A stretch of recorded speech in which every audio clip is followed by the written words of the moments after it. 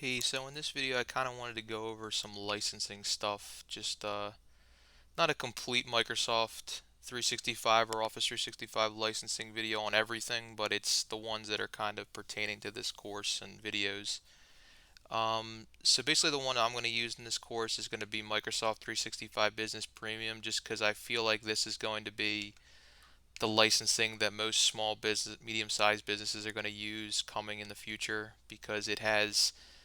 the ability to kind of control devices and sort of deploy stuff to them and set policies through Intune is what they call it for deploying policies and configuration stuff and apps. So that one includes that, and yeah, it's at $22 a user when you do a annual subscription. I believe it's a little bit more when you do it a month. I think it might be like $24 a month, but so yeah, basically you really want this subscription, the Microsoft 365 Business Premium, just because you're getting, and this is per user, you're getting the Office apps, so you can download them, install them on Windows, and you're getting a mailbox for the user, you're getting OneDrive storage for the user. They have access to SharePoint, and we'll go over SharePoint in another video, but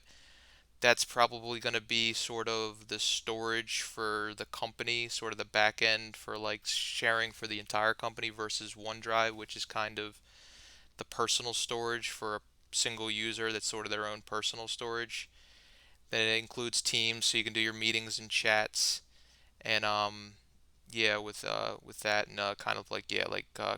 little conferences and everything like that, team meetings.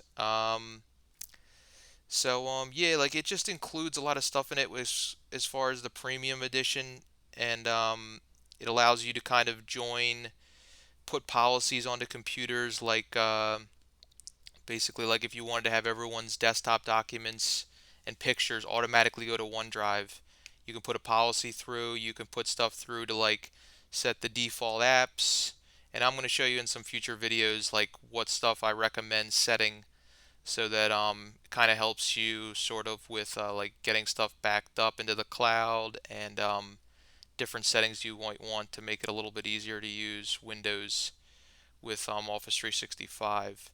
The business standard is not bad plan, not a bad plan. It's just you lose the ability because it doesn't have the Intune component to basically deploy stuff like apps and configurations and like autopilot, which is like where you can kind of a computer can become part of your tenant, and if even if somebody resets the computer or reloads it, it'll basically go back into like sort of an out-of-box state that has your company logo. And when the user logs in with your company's credentials, it will automatically join your Office 365 tenant, and obviously they have to have credentials for your Office 365 tenant that you made, but it puts them directly in there and joins the computer to the Azure AD, which is like basically the it'll join it to the Microsoft 365 tenant, so it's a part of it, and it gets all the policies that you made, say for like OneDrive, and maybe auto deploying a SharePoint site or auto deploying all the Office apps or whatever apps you have. But yeah, the standard plan is good. It just doesn't offer that Intune component or and it also doesn't offer the Microsoft Windows Defender Central Management. So it's a good plan if you just want the Office apps and say like an Exchange mailbox, so for email and OneDrive personal storage and SharePoint, but you just kind of lose that component of like the central like deploying apps and stuff like that. So it may work for a really small one, small company that they don't really care about doing everything manually, but I'd recommend the business premium just because it includes a lot of stuff to make everything easier, like automatically encrypting the laptops is a policy you can put through it. Just thinking of some off the top of my head. But yeah, this is the one I'm going to use in this subscription, and we'll go through in the next video me going to buy it, and then us probably adding that domain we purchased in the last video or your domain into the tenant so that we can use our custom domain for email and logging in as versus the default one that Microsoft gives us.